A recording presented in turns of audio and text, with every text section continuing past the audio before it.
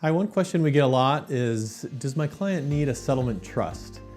And that's a good question in many scenarios. This is Greg Maxwell with Amicus Settlement Planners. Just want to talk about the reasons why you might consider using a settlement protection trust or a settlement preservation trust in a situation that's not a minor.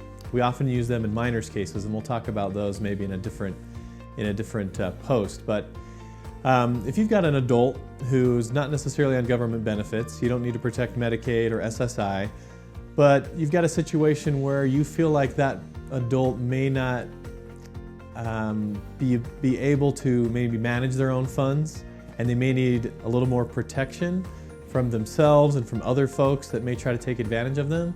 A settlement protection trust or a settlement preservation trust is a really good idea. So what happens is the funds from the settlement essentially get deposited into a settlement preservation trust that we can draft and create for you.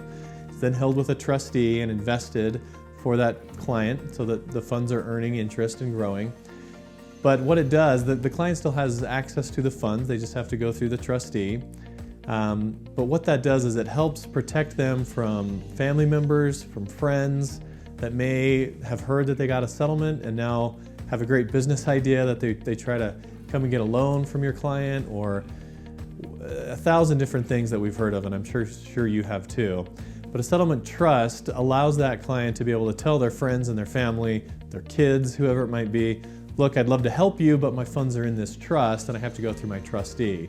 So it gives them kind of a layer of protection between their money and those that may try to take that from them, whether that be a creditor, whether that be a predator, whether that be a well-intentioned family member that does really legitimately need a loan.